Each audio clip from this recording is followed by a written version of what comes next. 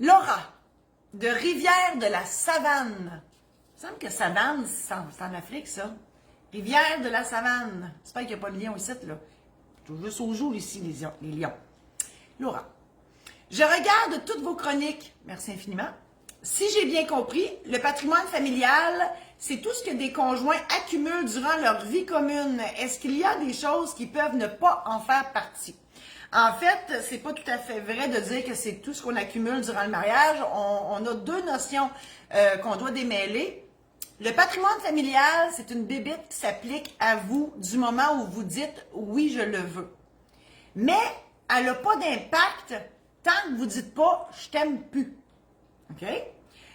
L'idée, c'est de faire un calcul. L'idée, c'est de protéger le conjoint ou la conjointe défavorisé économiquement. Le patrimoine familial a été instauré et on ne peut pas déroger à ça. OK? Ça s'applique maintenant, aussitôt le oui, je le veux, puis on ne peut pas déroger de ça.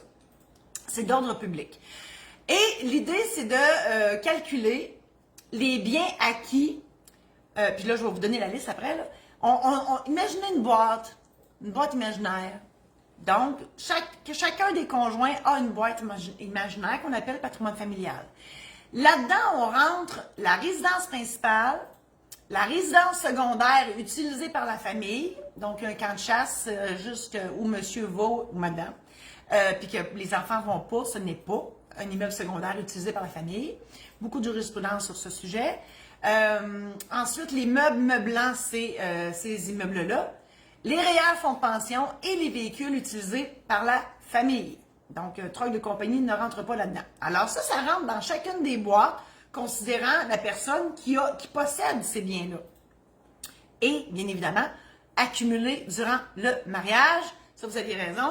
Et on fait la liste, on regarde combien ça vaut. On enlève ce qui reste à payer là-dessus. Et on enlève aussi ce qui était la valeur au moment du « oui, je le veux ». Donc, on obtient une valeur nette. Et monsieur a le droit d'aller chercher la moitié en argent dans le portefeuille de madame. Et madame a le droit d'aller chercher la moitié de la valeur nette du patrimoine familial de monsieur. Donc, c'est une créance, c'est juste en argent. Hein? Ceux qui disent « j'ai perdu la maison dans le divorce », c'est parce qu'il n'y avait pas les moyens de payer en argent. La maison équivalait à peu près au montant dû en patrimoine familial. Donc, il disait « je vais te donner la maison ». Donc, c'était une modalité de paiement. Et quand vous parlez là, des biens accumulés, c'est parce que quand on se marie sans contrat de mariage ou qu'on s'unit civilement sans contrat d'union civile, on est automatiquement régi par le régime de la société d'acquêt. C'est le même principe de ce que je viens de vous expliquer là, mais on parle des autres biens dont on n'a pas parlé dans le patrimoine familial, c'est-à-dire toutes les autres gogos, l'argent en banque, entre autres, une entreprise, des actions de compagnie qui est loin d'être des gogos, là, on s'entend. Et Martine, elle vient de vous mettre les liens. Merci Martine adjointe extraordinaire. Elle vient de vous mettre les liens pour obtenir le programme en ligne concernant les mariages où j'explique ça encore plus en détail et l'aide-mémoire aussi qui va aussi vous aider. Voilà. Donc, les acquêts, ben, on fait le même principe. Une boîte d'acquêts, on regarde qui a acquis quoi, pour combien ça vaut, on enlève la valeur d'avant, qu'est-ce qui reste à payer, etc. Et on arrive avec les acquêts. Et c'est encore un droit de créance de la moitié chez l'autre. Voilà, Laura. Je vous invite à partager cette chronique-là si vous l'avez aimée. Et si vous pensez que vos amis Facebook pourraient l'aimer aussi, partagez-la en grand nombre.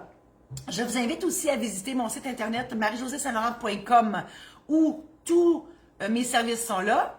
Je vous invite à aussi visiter maison d'édition saint-laurent.com pour mes ouvrages que j'ai faits. J'ai écrit des anecdotes de notaires, j'ai écrit les aides-mémoires qu'on vous mentionne là. Ils sont sur la maison d'édition saint-laurent.com.